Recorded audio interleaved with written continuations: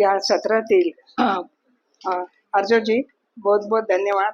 आपने जिस तरह से ये सब प्रेजेंट किया, इसमें आपकी मेहनत लगन प्रतिबिंबित होती है और आपके अगले शोध कार्य के लिए हम सभी की ओर से बहुत बहुत शुभकामनाएं। धन्यवाद। सत्राचे पुढील वक्ते आहेत डॉक्टर टिल्लो डेटिज। डॉक्टर म्हणायला हरकत नाही, कारण परवाच त्यांचं सबमिशन झालेलं आहे।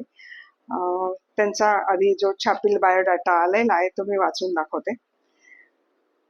Primary research project of the past years investigates the Digambara Jain aesthetic lineages of early modern Western and Central India.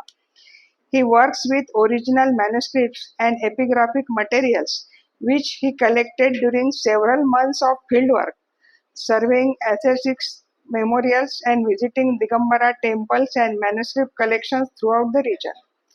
His work has been published in a number of journal articles and chapters in edited volumes, including Brill's Encyclopedia of Jainism 2020. हा एक महत्वाचा encyclopaedia निघालेला आहे, Brill's Encyclopedia of Jainism. He obtained masters in fine arts from Royal Academy of Fine Arts, Ghent University, Belgium, and Indian Languages and Cultures, Ghent University 2009, and worked as a PhD researcher and lecturer at Ghent University, Belgium from 2012 to 2018. In fall 2018, he taught history of South Asian Buddhism at the Carlton Antioch Buddhist Studies in India program at Bodh Gaya, India. He currently works at the Center for Religious Studies, CERES, Ruhr University, Germany, where he is finalizing his doctoral dissertations and teaches Sanskrit and Hindi. Doctor टिल्लो डेटिज यांचा हा biodata जो आलेला आहे हा आपल्यासमोर सादर केला। बायोडाटा शिवाय जेव्हा व्यक्ती कळते तेव्हा ती खरी व्यक्ती आपल्याला कळते, जसं आर्जोच्या बाबतीत म्हटलं। डॉक्टर टिल्लोंचा परिचय आमच्या सगळ्यांशी, कारंजावासियांशी 2015 मध्ये झाला होता।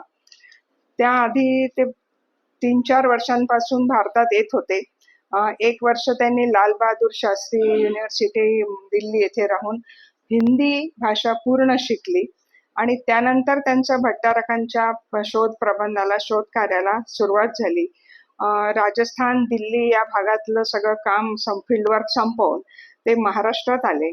महाराष्ट्रातली काही गावं केल्यानंतर ते कारंजाला आले होते जानेवारी 2015 मध्ये, आणि साधारण 5-6 दिवस ते कारंजाला होते। जेवढं काही त्यांना शक्य होतं इथून जमा करणं ते केलं। त्याच वेळेला आमची पहिली भेट झाली आणि त्याच वेळेला त्यांना पहिल्यांदा कळलं की म्हणजे डॉक्टर विद्याधरजी काकांची भेट होऊ शकते। तोपर्यंत त्यांनी विचार नव्हता केला की आपली भेट होईल या व्यक्तीशी म्हणून। आणि जेव्हा घरी बसले असताना हे सांगितलं गेलं त्यांना की भेट होऊ शकते, आपण जाऊ शकतो, भेटू शकतो, त्यावेळेला त्यांना झालेला आनंद अजूनही माझ्या डोळ्यासमोर आहे। म्हणजे ते अक्षरशः खुर्चीत उडतच होते म्हटलं तरी चालेल कि मैं जा सकता हूँ, मैं मिल सकता हूँ और बात करेंगे मेरे से। मतलब हाँ, हो सकता है सब, सुनील जी से बात करके हम सब कर सकते हैं। आणि त्यानंतर मग ते गेले होते नागपूरला आणि नंतर मला शुचितांनी सांगितलं होतं, शुचितांनी लिहिलंही होतं की ते गेले जेव्हा काकांकडे, तेव्हा काकांच्या डोळ्यांचं ऑपरेशन झालं होतं।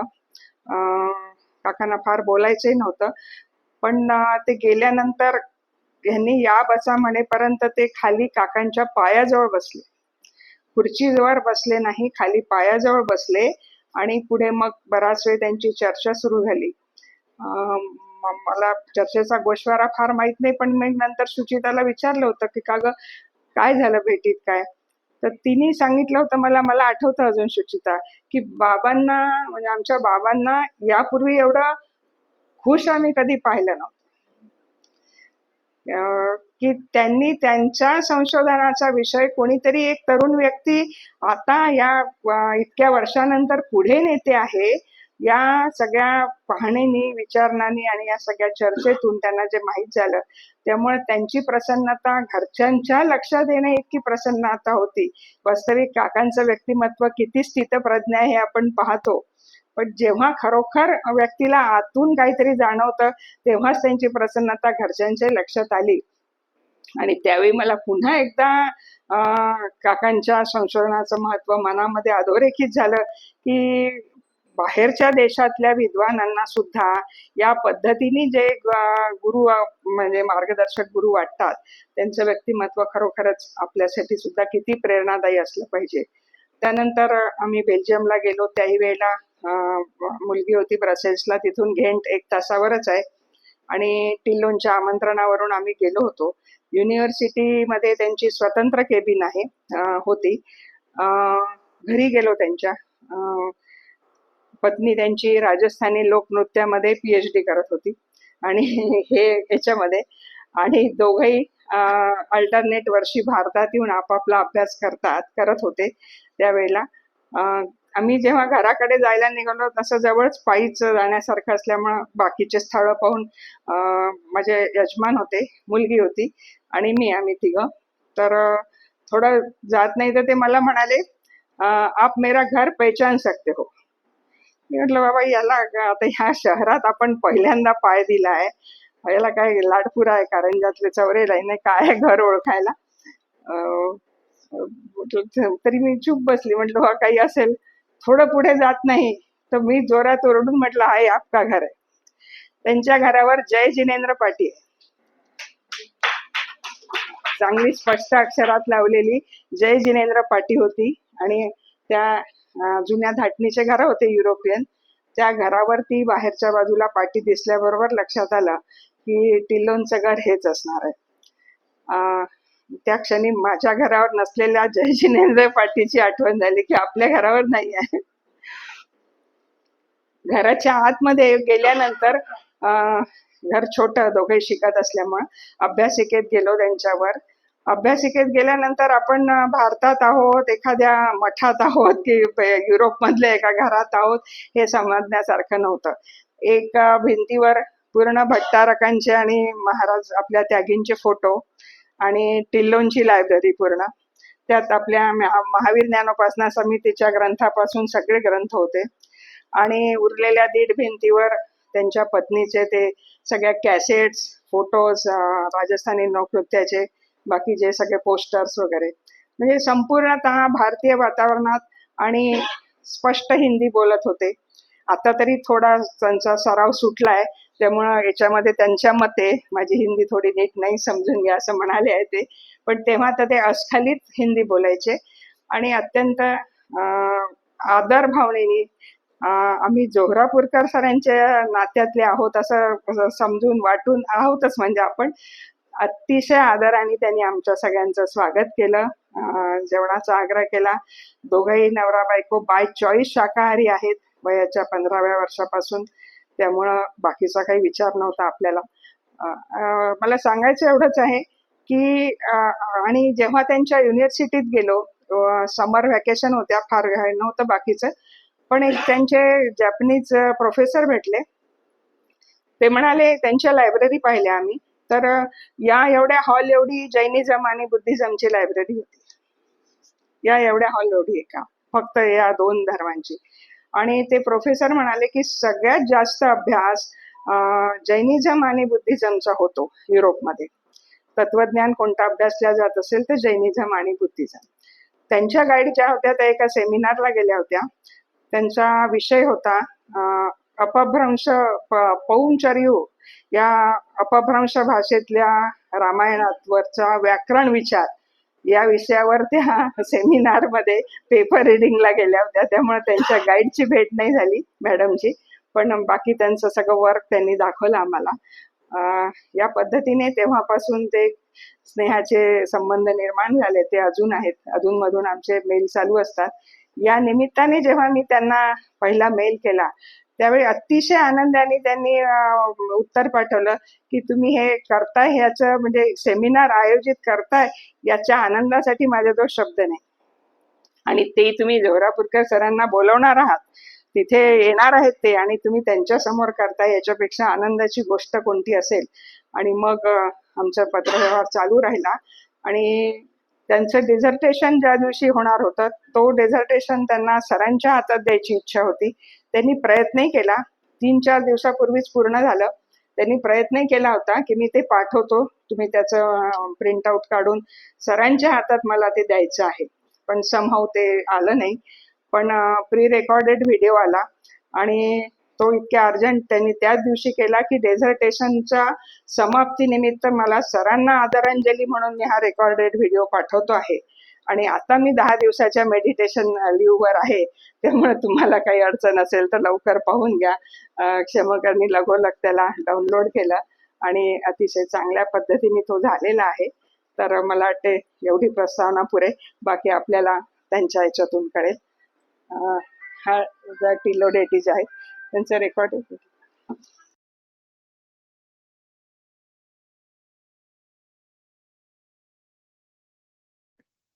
पदार जय जिनेन्द्र, सबको नमस्कार। बधाई बधाई हो डॉक्टर जोरापुरकर जी को, शुभकामनाएं। आज हर्ष का दिन है, त्योहार का दिन के जैसे होगा कारंजा में आज ही। हम सब एक साथ आए हैं डॉक्टर जोरापुरकर जी का अभिनंदन करने के लिए, तो मैं भी शामिल होना तो ज़रूर चाहता हूँ और होने की सौभाग्य भी मिल गया। बहुत ही धन्यवाद आमंत्रण करने के लिए। जब इस इवेंट की खबर मिलने केवल ही ये भी बड़ी अच्छी बात है, बड़ी सौभाग्य की बात है।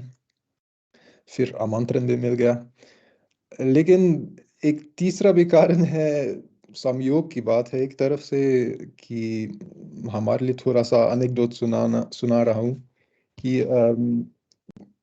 थोड़ा सा दिगंबर इतिहास पर खोज करते हुए धीरे धीरे अभी 4-5 दिन पहले अपना पीएचडी को पूरा कर लिया बठारक परंपराओं पर। तो ये मेरा डॉक्टर जोरापुरकर जी से संबंधित है। और आज के सम्मेलन का कार्यक्रम को देखकर काफ़ी स्पष्ट है कि ना केवल मैं हूँ जो इस किताब 1958 वाली पुस्तक बठारक संप्रदाय से बहुत प्रभावित हुआ, और ना केवल मैं। बहुत ही महत्वपूर्ण काम है, और साथ में भी आज के सम्मेलन की ये भी एक फ़ायदा हुआ मेरे लिए कि डॉक्टर जोरापुरकर जी के पूरे संजीवनी मिला है, और उनका पूरा जितने भी पुस्तकों का प्रकाशन, लेखन, संपादन किया है, पूरा लिस्ट भी आप सुने होंगे, मैंने भी देखा हूँ, और कुछ रह गया था जो मेरे पास नहीं है, तो शामिल होने का लाभ मुझे पहले से मिल गया है। और अंग्रेजी में एक शब्द है ना, कभी-कभी एक ऐसा पुस्तक आता है, एक ऐसा शोध कार्य आता है जिसको हम बोलते हैं सेमिनल। मतलब सेमिनल पुस्तक का मतलब है कि जो इस विषय पर सबसे पहले आया है, लेकिन अक्सर इसका ये भी मतलब है कि पहले होने पर भी बहुत ही काम किया है, लगभग पूरा कवर किया है। और बठारक संप्रदाय वाला किताब तो एक ऐसा पुस्तक ही है। डॉक्टर जोरापुरकर जी ने जब उनसे मिलने का सौभाग्य मिला कुछ 8-9-10 साल पहले, तब उन्होंने मुझको भी सुना दिया कि बहुत कम समय में बना दिया उन्होंने। मैं लगभग नहीं मान सकता था कि इतने कम समय में इतना महान काम कौन कर पाता है, कैसा किया जाता है। मुझे तो अपने पीएचडी को पूरा करने के लिए बहुत ही समय लग गया था, और इनसे भी कम काम किया हूँ मैंने। साथ में भी आज के सम्मेलन के ऑर्गेनाइजर्स को भी ज़रूर बधाई देना चाहता हूँ, क्योंकि ऐसा कोई अभिनंदन वाला सम्मेलन ज़रूरी था एक तरफ से डॉक्टर जोरापुरकर जी के लिए। तो श्रीमती प्रज्ञा दोनगावकर जी को बहुत ही धन्यवाद, आपको भी, सारे करंजे वालों को भी दिल से ही नमस्कार, क्योंकि करंजा पधारने की यादें तो मीठी मीठी रह गई हैं। साथ में भी कोशिश करूँगा कि आपसे ज़्यादा समय नहीं लूँगा, क्योंकि प्रोग्राम बहुत होगा और मनाने भी चाहिए। लेकिन थोड़ा-सा आपने पहले 10-12 साल की जो शोध कार्य हुआ है, पश्चिम भारत के परंपराओं पर, पठारक परंपराओं पर, थोड़ा-सा फटाफट 2-3 बिंदु अम, अ, उठाना लगाना चाहता हूँ आपके आपके लिए, आपके सामने। ये जगह आप सब जानते होंगे। ये तो कारंजा के प्रतारकों के समाधि स्मारक हैं। तीनों परंपराओं के बलात्कारगण, सेनगण और काष्ठ संघ। कारंजा तो एक ऐसा जगह है जहाँ पे तीनों परंपराओं की गादी रही है। ऐसे कोई दूसरी जगह वास्तव में है नहीं। सूरत में भी कई परंपराओं, कई शाखाओं आकर्षित हुई वगैरह। साग वगैरह भी बहुत बड़ा कस्बा हुआ राजस्थान में, लेकिन इसमें तो कारंजा एक ही है। तो आखिरी 2-3 साल से मैं खासकर इस प्रकार की समाधि स्मारकों पर खोज किया हूँ। और ऐसा धीरे धीरे, खासकर राजस्थान में, थोड़ा सा गुजरात, हरियाणा तक भी, मध्य प्रदेश में, लेकिन खासकर राजस्थान में बहुत सारे गांव, कस्बा, शहर को गया हूँ। कई समाधि स्मारकों की चर्चा तो बठारक संप्रदाय वाला पुस्तक में ही मिला, या बलभद्रा जैन के जैसे 1970s में भी विद्वान हुए जिन्होंने तीर्थों का बहुत ही अच्छा वर्णन किया है, जिसमें भी समाधि स्मारकों की चर्चा है। या कभी कभी ऐसा ही कोई ना कोई कस्बा जाके पहुंच के दिगंबर लोगों से पूछताछ करके कि यहाँ पे, अरे यहाँ पे साधुओं के कुछ समाधि स्मारक नहीं है क्या। धीरे धीरे खासकर राजस्थान का सर्वे किया हूँ कि बटारक परंपराओं की समाधि स्मारक कहाँ कहाँ है, इनका डॉक्यूमेंटेशन किया हूँ। और फिर इसके आधार पर समाधि स्मारकों की लेखों के आधार पर इतिहास लिखने का कोशिश किया हूँ। और सबसे पहले आपको कुछ उदाहरण दिखाता हूँ, क्योंकि ये चारण छात्री, ये समाधि स्मारक कभी कभी बहुत ही देखने लायक है। ये जयपुर, कहने का मतलब दिल्ली जयपुर शाखा के बेटारकों की बहुत शानदार चारण छात्री हैं। जयपुर में ही मतलब art historical point of view से और एस्थेटिकल पॉइंट ऑफ व्यू से बहुत ही सुंदर है। ये भी उसी परंपरा का एक छात्री है, चाकसू में विक्रम संवत 1886 से, कहने का मतलब 19 first half of the 19th century. वो भी आर्किटेक्चरली, आर्ट हिस्टोरिकली बहुत ही सुंदर है। और यहाँ पे ये दिखाना चाहता था कि गुम्मट में बठारक की चित्र लगाया गया है। और आप देखते हैं कि बठारक की चित्र कैसे बनाए हैं, एकदम आदर्श रूप से, नग्न रूप से। और हाथ में क्या क्या लेता है, कमंडलू और पीछे, कहने का मतलब ये आदर्श दिगंबर साधु के रूप में इनका स्मरण किया जाता है। मतलब 19th सेंचुरी में ये बटारक, ये तो आमतौर पर वस्त्र पहनने वाले लोग थे। कभी कभी आहार करने के लिए ऐसा चर्चा मिलते हैं कि आहार करने के लिए चातुर्मास के दौरान या दीक्षा के वक्त को नग्न होता था। और लगता है कि भक्त भक्त लोग जो थे, इस आदर्श रूप का स्मरण करना चाहता था। ऐसे कार्विंग्स, ऐसे चित्र कम ही छत्रियों में मिलते हैं, लेकिन देखने लायक जरूर हैं। और भी कुछ उदाहरण दिखाता हूँ। ये भी एक बहुत सुंदर छत्र है। ये आपका ईदर शाह का के बेटारक चंद्र कीर्ति के हैं, वेरी अर्ली 19th सेंचुरी। बहुत ही सुंदर छत्र है। और इसमें जो मेमोरियल स्टोन है वो यूनिक है, ऐसे दो ही मिला। ये ईदर शाह के बेटारक चरण कीर्ति, और बाद में ईदर में उनके जो सेकंड प्रीडिसेसर सक्सेसर बेटारक यशा कीर्ति जी, उनकी भी समाधि स्मारक लगभग वही रूप का है। और ये क्या है, आमतौर पर या तो पादुका या तो निषेधिका स्तंभ मिलता है। यहाँ पे इन दोनों स्मारकों में उन्होंने कंबाइन किया हूँ। और बटारक चंद्र कीर्ति जी की स्मारक में 4 पादुका लग गया, और एक बीच में एक निगादिक, एक निषेधिका, और ये सब एक प्लिंथ, एक बेसिस पर। 4 पादुका क्यों? बहुत समय से ऐसा कोई अलग से सुबोध नहीं मिला है, कोई बात नहीं मिला है थोड़ा सा कंफर्म करने के लिए। लेकिन या तो केवल आइकोनोग्राफिक चीज है, लेकिन मुझे लगता है कि 4 पादुकाएं क्यों लगाते हैं, शायद ये काफी प्रसिद्ध बटारक हुआ, और उनके देहांत के बाद में लोग उनकी पूजा करना, वंदना करना चाहते थे। और ताकि एक साथ अलग अलग लोग पूजा कर सके, शायद इसलिए यूनिक चीज है, केवल यहाँ पे मिल गए हैं, लेकिन शायद इसलिए यहाँ पे उन्होंने 4 पादुकाएं लग गए लगा दिया। क्योंकि सबूत तो ज़रूर मिलते हैं कि इन स्मारकों पर पूजा किया जाता था। हस्तलिखित ग्रंथों में बटारकों के चारण पादुकाओं की पूजा, अष्टद्रव्य पूजा वाला पाठ वगैरह ज़रूर मिलते हैं। और कुछ मटेरियल इंडिकेशंस भी हैं कि अभिषेक किया जाता था इन स्तंभों पर वगैरह। तो अम, कुछ समय तक और ख़ासकर जैसे करांजे वालों को तो सुनाने की कोई ज़रूरत नहीं है, आप जानते हैं कि ख़ासकर पुण्यतिथि के दिन, देहांत के दिन पर ही कुछ ना कुछ वंदना पूजा किया जाता था। सूरत में भी करांजा के अलावा केवल सूरत में जहाँ पे विद्यानंदी क्षेत्र नाम करके एक बड़ा सा नेक्रोपोलिस है, वहाँ पे भी बठारक विद्यानंदी जी की पुण्यतिथि पर आज तक भी हर साल पुण्यतिथि पे पूजा किया जाता है।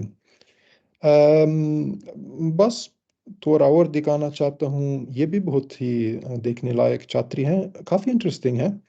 ये इसको एक ट्विन मेमोरियल बोलता हूँ। कहने का मतलब इसमें एक नहीं दो साधुओं की समाधि स्मारक एक साथ बनाया गया है, एक बटारक और एक आचार्य। और ये कब का है? Early 18th century. धीरे धीरे we're going back in time। लगता है कि दोनों का देहांत एक साथ उसी वक्त को लगभग एक साथ हुआ था। और भक्तों ने, गृहस्थों ने फैसला किया कि अरे अभी दो समाधि स्मारक बनाना है। देह संस्कार के कुछ समय बाद करते थे, बनाते थे। और तो यहाँ पे एक साथ एक ही समाधि स्मारक दोनों साधुओं के लिए एक ही स्मारक क्यों नहीं बनाते हैं।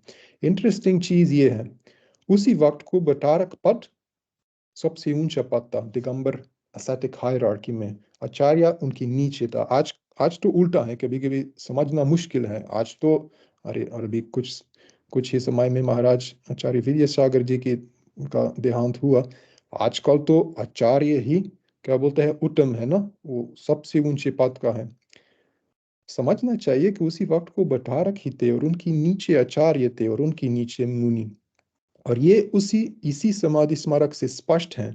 क्या किया उन्होंने? एक साथ एक बठारक और एक आचार्य का स्मरण करना है। क्या किया? गुम्मट दो है ना यहाँ पे, अब दिखते हैं। या तो बोलते हैं कि एक गुम्मट है और एक तो एंट्रेंस पोर्च के जैसा है, छोटा गुम्मट। या तो बोलते हैं कि गुम्मट दो है, एक बड़ा एक छोटा। बड़े गुम्मट के नीचे उन्होंने बठारक की समाधि स्मारक लगा दिया, छोटे गुम्मट के नीचे आचार्य की समाधि स्मारक। स्पष्ट से दिखाता है कि ऊंचा वाला साधु बठारक है। साथ में भी आचार्य जी को निषेधिका मिल गई समाधि स्मारक। और मतलब अच्छा समाधि स्मारक है, लेकिन बठारक जी का स्मरण करने के लिए दोनों निषेधिका और साथ में भी यहाँ पे दिखता नहीं, साथ में भी एक पादुका है। ये भी दिखाता है कि बठारक थोड़ा ऊंचा है आचार्य से। तो धीरे धीरे स्पष्ट हो जाएगा। इतिहासकारों को तो मुख्यतः ऐतिहासिक जानकारी चाहिए और वो भी मिलता है लेखों में। लेकिन कभी कभी आर्किटेक्चरल आर्ट हिस्टोरिकल एलिमेंट्स भी दिखाता है, इतिहास के बारे में आ, खूब जानकारी देते हैं। जैसे यहाँ पे उसी वक्त के एस्थेटिक हायरार्की के बारे में कुछ बोलता है हमारे लिए, हमको। कभी कभी बहुत ही सुंदर म्यूरल पेंटिंग्स भी मिलता है गुम्मट में या स्तंभों पर भी, छतरियों के स्तंभों पर। खासकर 1920th सेंचुरी में, इसके पहले भी करते थे कि नहीं, अम, कम सबूत हैं कि पहले से भी, क्योंकि प्रेजर्वेशन अब तक नहीं हुआ है। लेकिन उसी वक्त को तो बहुत ही सुंदर डेकोरेटिव पैटर्न्स लगाने की प्रथा हुआ। तो मुख्यतः जो मैं आपको दिखाता हूँ वो जयपुर की समाधि स्मारकों के चित्र हैं। राजस्थान में भी दो जगहों पे, नारायणा में और जलरापाटन में 11वीं 12वीं शताब्दी के कुछ दिगंबर स्मारक मिल गया। वो बहुत कम है। इसके बाद 15वीं 16वीं शताब्दी से थोड़ा सा कंटिन्यूअस कॉर्पस है मेमोरियल्स का। ये जो पहले के हैं इसमें भी परंपराओं की चर्चा कम है। उसी वक्त को परंपराओं का पूरा विकास नहीं हुआ या दूसरा परंपराएं थी। मेरा खोज खासकर लेटर पीरियड पे कि 15वीं शताब्दी पे बहुत रह गया। खोज तो हमेशा करना, हमेशा कुछ ना कुछ करना रह गया और बहुत रह गया है। शुरू में आवा में जो दिखता है यहाँ पे उत्तर शाखा की 3 बटारकों की निषेधिका है, पहले से भी विद्वानों ने उनकी चर्चा किया। उसी वक्त को कभी-कभी 2-3 मीटर की निषेधिकाएँ लगाते थे। बाद में निषेधिकाओं का रूप ही 1 मीटर, 1.5 मीटर तक भी लगाते थे। और जैसे मैंने बता दिया उस पर लेख हैं, शिलालेख हैं जिसमें एक डेट है और कभी-कभी स्पष्ट नहीं है कि डेट निषेधिका या पादुका की स्थापना की प्रतिष्ठा का डेट हो सकता है या कभी-कभी साधु का देहांत का। थोड़ा-सा इंटरप्रेट करने के लिए ध्यान रखना चाहिए कि वास्तव में डेट दोनों हो सकता है और अक्सर चरण छत्री 1 साल, 2 साल, 10 साल, 15 साल बाद में ही लगाते हैं। तो अगर उसी वक्त को प्रतिष्ठा करने की डेट अम, लगाते थे, तो हम इसको साधु का देहांत का डेट नहीं मानना चाहिए। आगे क्या सुनाना चाहता हूँ? हाँ, अगली चीज़ ये है, स्तंभ है, निषेधिका की जैसा है, लेकिन आप देखते हैं कि इस पर छोटे-छोटे चित्र हैं, साधुओं के चित्र हैं और ये ना केवल एक ही बेटारक का समाधि स्मारक है, ये पूरी एक गुरु शिष्य परंपरा बठारक शाखा की पट अधिकारों की चित्र है। मतलब बठारक और इसके पहले जो मिडीवल पीरियड में आचार्य हुए, उन सब के चित्र हैं और आमतौर पर उसके नीचे लेख हैं और विक्रम संवत 1852 में इसी बठारक की अम, पट अभिषेक हुआ है और फिर कभी-कभी नंबर भी दिया जाता है। तो ये कीर्ति स्तंभ है। मतलब मैं इनको कीर्ति स्तंभ कहता हूँ क्योंकि आमेर में जयपुर के पास जहाँ पे दिल्ली जयपुर शाखा के नसिया जी हैं जहाँ पे समाधि स्मारक मिलते हैं वहाँ पे लोग इस स्तंभ बारासा स्तंभ को कीर्ति स्तंभ कहते हैं। दूसरी शहरों में दूसरी जगहों में ये नाम क्या बोलते हैं प्रचलित नहीं है, लेकिन इसके आधार पर मैंने भी इन सबको कीर्ति स्तंभ कह दिया। मूल संघ बलात्कारगण के 4 कीर्ति स्तंभ मिल गया अलग-अलग जगह पे और काष्ठ संघ नंदित गज के भी थे। ये भी बहुत ही इंटरेस्टिंग फाइंडिंग है। फिर अपने डिसर्टेशन के लिए थोड़ा-सा सीमित करना चाहिए था अंत में और ख़ासकर राजस्थान के इन तीनों शाखाओं पर अपने मेन डिस्कशन पर सीमित किया है और ये है दिल्ली जयपुर शाखा, नागौर शाखा, ईदर शाखा और बानपुर शाखा जो बठारक संप्रदाय की शाखाओं के जो नाम है डॉक्टर जोरापुरकर जी ने दिया है। अभी समाधि स्मारक का कई पॉइंट्स ऑफ इंटरेस्ट हैं। एक तो है कि बटारक संघों का कंपोजिशन समझने के लिए कि अरे मुनि थे, आचार्य थे वगैरह। दूसरी भी कि समाधि स्मारक अपनी तरफ से काफ़ी स्पष्ट से दिखाता है कि इन गद्दियों का प्रभाव कहाँ-कहाँ तक था। मतलब ये बठारक खूब तो यात्रा करते थे, सफ़र करते थे, प्रतिष्ठा करने के लिए तीर्थ यात्रा भी जाते थे वगैरह।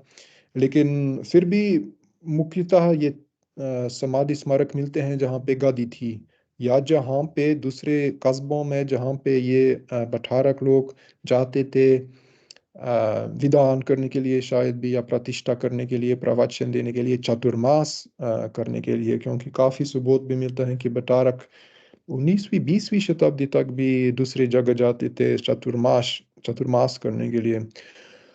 इसके आधार पर हर एक शाखा, हर एक गुरु शिष्य परंपरा की समाधि स्मारकों और दूसरी जानकारी के आधार पर स्पष्ट हुआ कि दिल्ली जयपुर शाखा पूरे ढूंढार देश में उनका प्रभाव हुआ जिसको बटारक संप्रदाय में बोलते हैं नागौर शाखा वहाँ पे भी वास्तव में 2 शाखाओं में विभाजित हुआ अंत में एक शाखा आजमेर में बस गया दूसरे नागौर में और फिर ईडर और बानपुरा शाखा के भी काफ़ी संबंध हुआ आगे थोड़ा और इसके बारे में बताना चाहता हूँ तो इस शाखा को मैं वागड शाखा बोलता हूँ मतलब रीजन के आधार पर प्रदेश के आधार पर ये चार्ट थोड़ा-सा दिखाता है कि कितने इन तीनों चारों शाखाओं की कितने समाधि स्मारक मिल गया है और जैसे यहाँ पे दिखता है केवल बटारकों के ढूंढाड़ शाखा मतलब दिल्ली जयपुर शाखा कि जो इस शाखा के 20 बटारक 20 पट्टाधिकार हुए और उनमें से 11 बटारकों की समाधि स्मारक मिल गया आखिरी बटारकों की समाधि स्मारक लगता है कि नहीं बनाया कभी नहीं बनाया और बीच में कुछ रह गया हो सकता है कि कहीं और मिलेगा, गाँवों में, छोटे कस्बों में, जहाँ पे उनका देहांत हुआ, या कभी-कभी खो गया है। कभी-कभी अक्सर इन तीर्थों पे आजकल विकास चल रहा है ज़ोर से, नए-नए इमारतों का कंस्ट्रक्शन, तो कभी-कभी पुराने स्मारकों को हटाते हैं और अक्सर पादुका मंदिर में रखते हैं फिर, लेकिन छतरी को कभी-कभी या तो वक़्त क्या बोलते हैं, काल के हाथ से छतरी भी डिकंस्ट्रक्ट हो जाता है ना? लेकिन फिर भी काफ़ी अच्छा कॉर्पस मिल गया है, लगभग आधा हर एक शाखा का हाफ बटारकों। आज मेरे पता कि लगभग सब समाधि स्मारक मिल गया, लेकिन वहाँ पे एक प्रोजेक्ट हुआ अजमेर में कि उन्होंने पहले के बटारकों की स्मारक भी बना दिया, बटारक विजय कीर्ति जी से middle of the 18th century में। दूसरी चीज़ यहाँ पे भी दिखता है कि आचार्यों, मुनियों, ब्रह्मचारियों, साध्वियों की भी समाधि स्मारक बनाते थे। यहाँ पे केवल इन 3-4 बलात्कारगण की शाखाओं की जानकारी देता हूँ। साथ में भी काष्ठ संघ की समाधि स्मारक मिल गया, लेकिन यहाँ पे इस सर्वे में या इस चार्ट में नहीं है। पंडितों की भी स्मारक शायद आप देखे होंगे। 19वीं शताब्दी में पंडितों के खूब समाधि स्मारक बनाते थे और कभी-कभी काफ़ी बड़े समाधि स्मारक भी थे। और ये काफ़ी इंटरेस्टिंग है। बटारक के संघों में आचार्य और मुनि थे मुगल काल की शुरुआत तक। कहने का मतलब 16th सेंचुरी तक मुनि थे दिगंबर परंपराओं में, उत्तर भारत में, पश्चिम भारत में। इसके बाद मुनि पद कहीं लुप्त हुआ। आचार्य तो 17th 18th सेंचुरी में भी थे, उनके समाधि स्मारक मिलते हैं, और न केवल ये, ग्रंथों में भी, हस्तलिखित ग्रंथों की पुष्पिकाओं में अक्सर आचार्यों की चर्चा मिलते हैं, या दूसरे लेखों में कभी-कभी। तो आचार्य पद 18वीं शताब्दी तक रह गया। इसके बाद वो भी लुप्त हुआ, और 19वीं शताब्दी में बठारक संघ केवल ऐसा था कि एक बटारक के आसपास एक तरफ से पंडित मंडल के जैसे थे, जो या तो गादी के शहर में या तो आसपास के गांवों कस्बों में विधान वगैरह करते थे और प्रवचन भी देते थे शायद ये पंडित लोग। 20वीं शताब्दी में जब आचार्य शांति सागर दक्षिण, आचार्य शांति सागर छानी, आचार्य अम, आदि सागर जैसे महाराज फिर से आए, उसी वक्त को पंडितों के स्मारकों को बनाने की प्रथा वो भी लुप्त हुआ। तो काफी स्पष्ट है कि बीच में उसी पीरियड में ही पंडितों के स्मारक मिलते हैं। बठारकों के साधु संघ खत्म होने के बाद और आधुनिक काल के 20वीं शताब्दी के दिगंबर साधु संतों के संग दोबारा आने, इसके बीच में ही बटारकों के पंडितों के कभी कभी काफी बड़े बड़े स्मारक, चरण छत्री वगैरह बनाए जाते हैं। अम, फिर दो तीन और जगह दिखाना चाहता हूँ, दो तीन और जिसको अंग्रेजी में बोलते हैं नेक्रोपोलिस। आमतौर पर एक चरण छत्री में एक ही स्मारक, या जैसे हमने देखा उदयपुर में कभी कभी दो संतों के समाधि स्मारक एक साथ इनकी स्थापना हुई। अभी वागद देश में दो ऐसा जगह है, ये वाला सागवारा में, और आगे भी दिखाता हूँ नौगामा। सागवारा से दूर नहीं है, अभी ठीक से याद नहीं, 30-40 किलोमीटर की दूरी पर होगा वगैरह। वहाँ पे 2-3 मंजिल की छतरी हैं, जहाँ पे 100 साल, 150 साल के दौरान जब भी किसी ना किसी साधु का देहांत हुआ, एक और निषेधिका लगाते थे उस कलेक्टिव छतरी में। तो पहले से उन्होंने ऐसा एक स्ट्रक्चर बना दिया कि यहाँ पे अलग अलग छतरी नहीं बनाएंगे, यहाँ पे एक ही बड़ा छतरी और नई नई निषेधिकाएं इसमें लगा देंगे। तो ये बहुत इतिहासकार के लिए बहुत ही रुचिपूर्वक सोर्स मटेरियल है। और इसमें क्या दिखते हैं, सागवारा में कि 16-17 निषेधिकाएं हैं एक छात्री में, और इनमें से 4, जिसको मैं यहाँ पे अंग्रेजी में बोलता हूँ इनकम्बेंस, कहने का मतलब बठारक या मंडलाचार्य, बाद में थोड़ा और इसके बारे में बताऊंगा, या आचार्य भी थे, यहाँ पे इनका स्मरण किया गया है, मुनि, ब्रह्मचार्य, और हम सब जानते होंगे कि कभी कभी लेख भी ऐसा है कि पढ़ने में नहीं आता है, या तो डेट पढ़ने में नहीं आता है, या तो पद, या तो नाम, या तो कुछ नहीं, या कोई भी ऐसा है कि लगता है कि यहाँ पे लेक कभी नहीं हुआ, लेकिन आमतौर पर कुछ ना कुछ, क्या बोलते हैं, नामो निशान तो रह गया लेकिन पढ़ने में नहीं आता है। लेकिन फिर भी ये एक उदाहरण है, एक कुछ सबूत है कि उसी वक्त को ही 16वीं 17वीं शताब्दी में बटारकों के संघ कैसे थे। और हम देख सकते हैं कि ये शायद काफी बड़े थे और अलग अलग पद के साधु थे इसमें। बठारक सबसे ऊंचे वाला पद था, उनके नीचे आचार्य मंडलाचार्य भी थे, मुनि ब्रह्मचारी। उसी वक्त को पंडितों के स्मारक नहीं लगाते थे, जबकि थे, नो डाउट। ये है सागवारा की नेक्रोपोलिस, और ये है उनमें 19 शिलाओं में से एक। इस प्रकार की गुरु शिष्य परंपरा की चर्चा मिलता है शिलालेख में। और बठारक संप्रदाय में भी एक हस्तलिखित ग्रंथ की पुष्पिका में लगभग वही गुरु शिष्य परंपरा की एक अटेस्टेशन है। वास्तव में 2-3 पुष्पिकाएं और उस निषेधिका की लेख की जो जानकारी है, इस सब को यहाँ पे इकट्ठा किया हूँ। और इससे लगता है कि 3-4 पीढ़ियों मुनि और आचार्यों के 3-4 गुरु शिष्य पीढ़ियां हैं।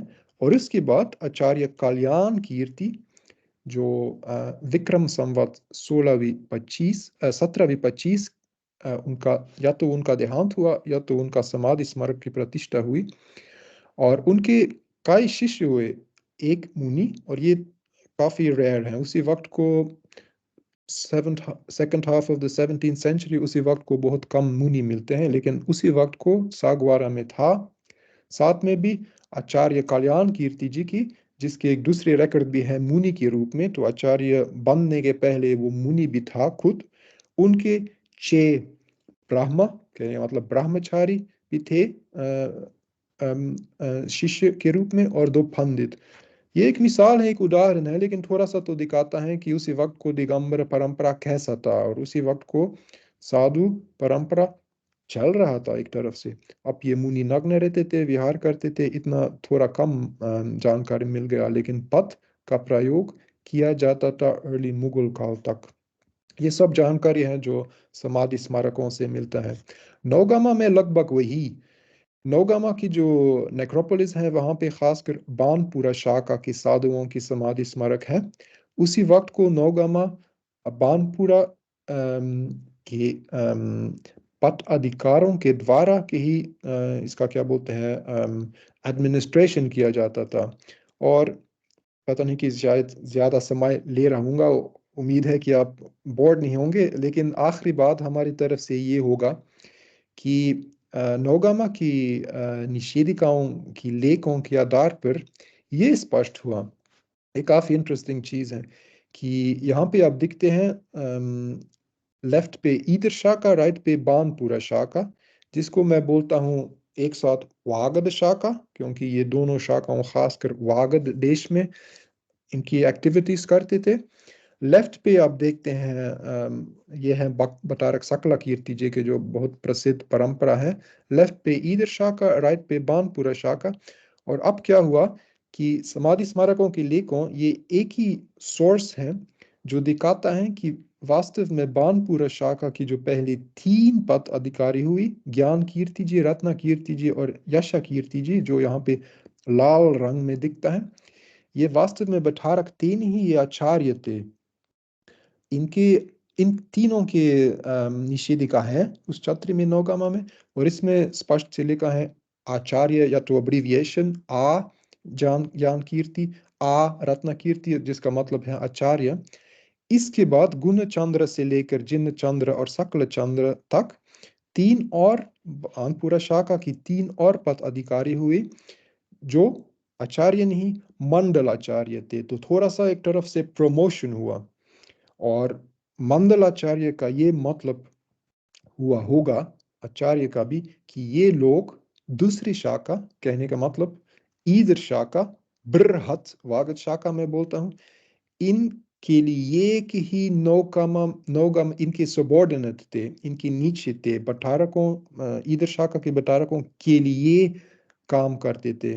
तो उसी वक्त को वास्तव में स्वागत शाखा विभाजित नहीं हुआ। वास्तव में ये आचार्य, ये मंडलाचार्य भट्टारकों की नीचे थे, उनके संग, उनकी परंपरा, उनके गुरु शिष्य परंपरा के थे। रत्नचंद्र जी जो थे, सातवां पद अधिकार, उनको ही सबसे पहले भट्टारक पद प्राप्त हुआ। और भट्टारक संप्रदाय वाला किताब में जानकारी बहुत मिलता है। इसमें इसमें एक चीज भी है, 18 विक्रम संवत 1805 का एक ऐतिहासिक पत्र की संपादन हुआ वहां पे, और उसमें रत्नचंद्र जी की एंट्री में ये जानकारी दिया जाता है कि उसी वक्त को, उनकी पट अभिषेक के वक्त को, सागवारा में कुछ ना कुछ कंट्रोवर्सी हुआ, कुछ कंपटीशन हुआ, और चर्चा है कि दूसरी शाखा की साधु और गृहस्थ, और काफी स्पष्ट है कि दूसरी शाखा का मतलब है ईदर शाखा।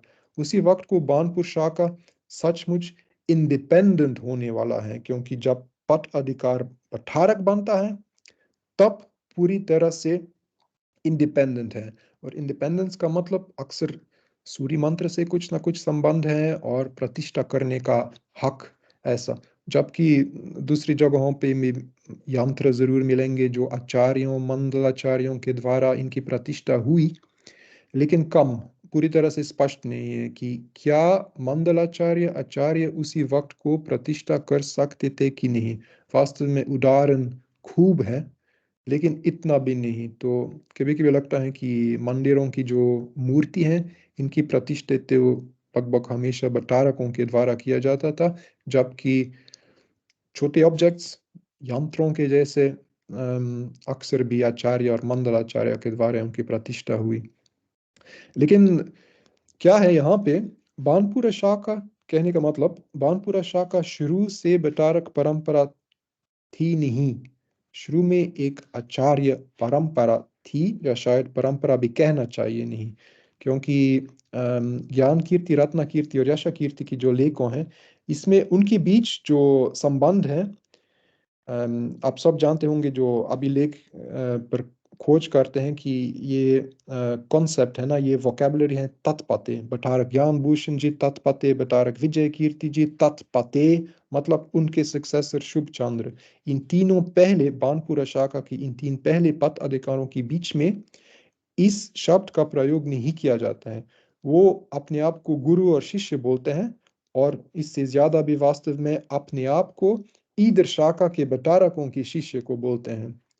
जो बानपुरा शाखा की तीन मंडलाचार्य हैं, उनकी लेखों में मिलता है कि गुण चंद्र तत्पते, जिन चंद्र तत्पते, सकला चंद्र। कहने का मतलब कि उसी वक्त को एक तरफ से अपने आप को अलग से एक गुरु शिष्य परंपरा के जैसे मानते थे, और जब से भट्टारक बनते थे रत्न कीर्ति जी के समय से, तब भी तत्पते, हर्षचंद्र जी तत्पते, पूरी तरह से सक्सेशन, पूरी तरह से गुरु शिष्य परंपरा, पूरी तरह से इंडिपेंडेंट ट्रेडिशन बन गया था। क्या है, उसी वक्त से भी, रत्नचंद्र की वक्त से भी, और दूसरी शाखाओं में भी ठीक वही दिखता है। जब ये लोग अपने प्रीडेसेसर्स की चर्चा करते हैं, तो बोल देंगे कि भट्टारक ज्ञान कीर्ति, भट्टारक रत्न कीर्ति, भट्टारक यश कीर्ति, जबकि वास्तव में ये लोग जब जीवित थे भट्टारक थे नहीं, लेकिन बाद में जो उनके प्रीडेसेसर्स थे वो उस ऊंचा पद भी लगाते थे। और ऐसे सैकड़ों पुष्पिकाओं, सैकड़ों शिलालेख मिलेंगे जरूर, जिसमें मिसाल के लिए बानपुरा शाखा के जो फाउंडर बोले जाते हैं ज्ञान कीर्ति, जिसमें इनको भट्टारक बोले जाते थे, क्योंकि बाद में सदियों तक, बाद में लोग भी भूल जाते थे, सोचते थे कि ज्ञान कीर्ति जी भट्टारक थे, क्योंकि लिख देते थे। और इसके आधार पर एक ऐसा हिस्टोरिकल, क्या बोलते हैं, हिस्टोरिकल कॉर्पस बन गया है।